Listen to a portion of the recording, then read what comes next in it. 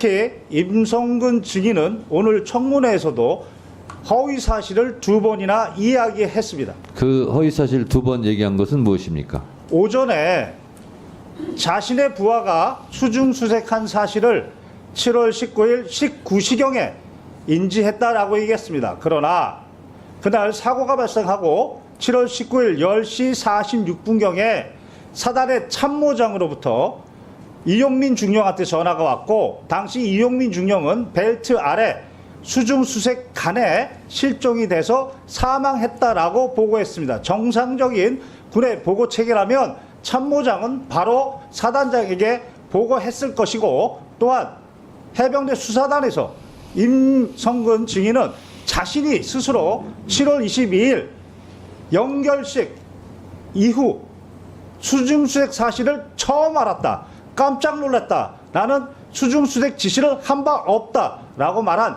자신의 발언과도 배치됩니다.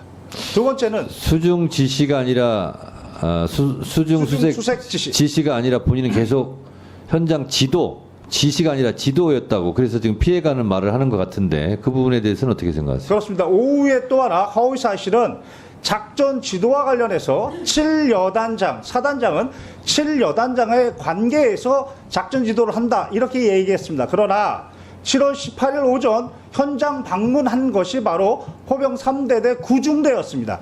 당시 구중대장은 전날까지만 해도 호우 피해 복구 작전이라고 알았는데 현장에서 갑자기 실종자 수색 작전으로 변경했고, 당시 지형 정찰 및 위험성 평가를 위해서 병력을 대기하고 있었습니다. 그런데 갑자기 사단장이 나타나서 브리핑하고 있는데 갑자기 브리핑을 중단시키고 지금 빨리 들어가서 수색 안 하고 뭐하냐 라고 수중 수색 작전을 그리고 중대장한테 명령했습니다. 명백하게 허위 사실이고, 그 구중대가 바로 국민일보 일면에 나온 일렬식 수중수색 그 사진입니다. 자, 또 하나의 허위 증언이 있습니까? 이종섭 증인이 국민들 앞에서 이첩 보류 지시가 적법하다라고 얘기했는데 명백하게 법리 오해 위법입니다. 당시 최해병의 변사체가 발견됐습니다. 그러면 변사자 처리 지침에 따라서 해병대 수사단은 독자적으로 조사할 권한이 있습니다. 사망 원인에 대해서 그 사망 원인이 불명이면 불명인 대로, 사망 원인이 밝혀졌는데 범죄 원인과 관련이 없으면 그러면 그때 당시는 국방부 장관의 지휘 감독권이 있습니다. 그러나 사망 원인에 범죄 원인이 있으면 개정된 군사보험법 2조에 따라 이첩시켜야 됩니다.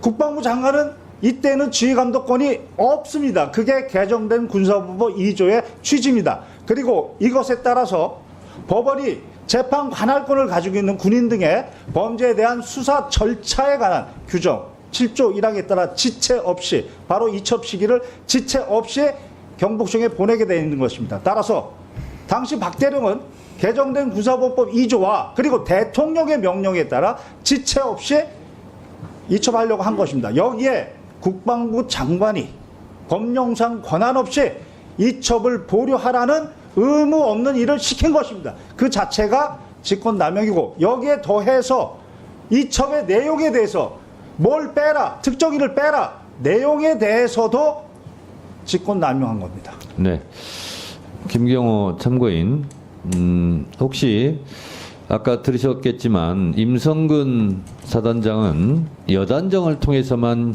지시도 아니고 지도했다라고 하는데, 제가 알고 있기로 7월 18일 예천 현장에서 군인다운 모습이 부족하다, 복장이 불량하다, 병력 왜 대기시키냐는 현장 지휘를 한 것으로 제가 알고 있습니다. 이게 포 3대대 구 중대장 대위에게 했다고 하는데 혹시 이 사실은 알고 있습니까?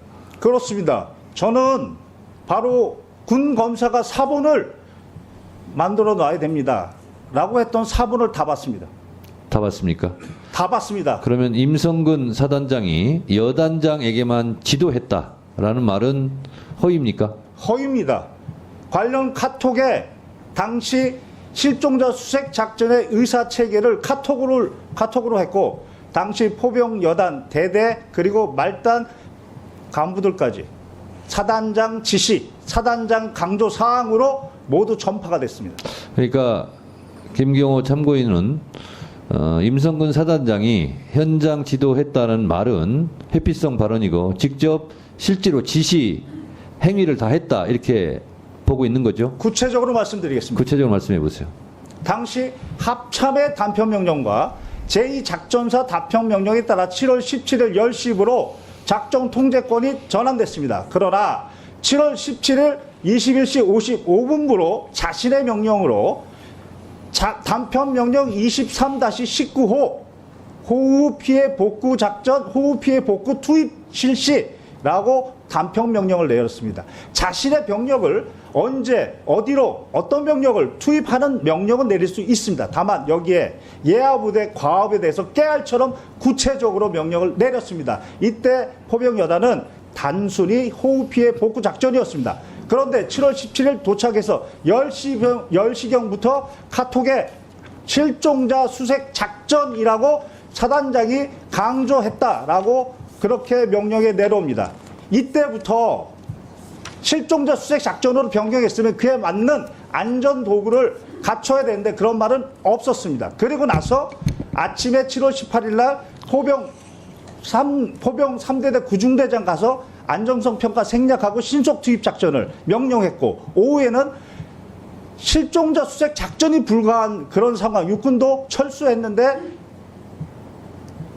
지속명령, 작전 지속명령도 바로 임성근 증인이 내렸습니다. 그리고 더욱 중요한 것은 이 사건 바둑판식으로 무릎 아래까지 내려가서 정성껏 찔러보면서 탐색, 임성근 증인이 강조했고 지시했고 그것이 카톡에 모두 나와 있습니다. 자, 김경호 참고인, 하여튼 하루 종일 말씀 참느라고 고생하셨는데요. 제가 묻겠습니다.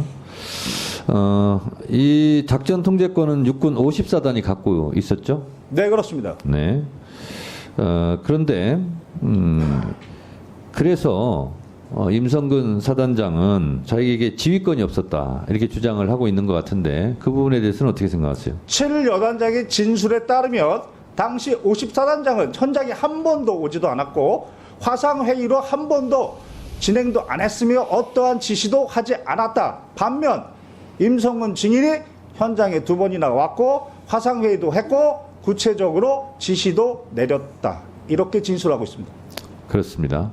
실제적으로 작전 통제권은 육군 54단에 가 있었지만 사실상 부대 지휘, 지시는 임성근 사단장이 한 것으로 봐야 되겠죠? 그렇게 7여단장은 진술했습니다. 네.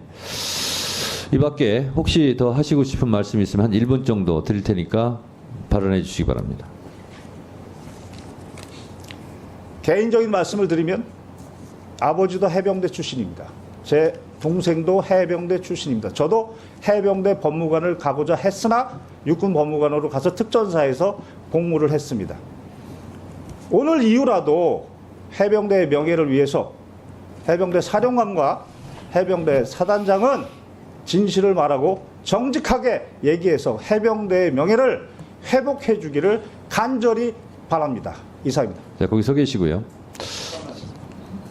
자, 박지원 의원님. 날짜나 그런 숫자를 정확하게 기록도 보지 않고 다 기억해요. 죄송합니다. 좀 그게 고벽입니다. 자, 김경호 참고인이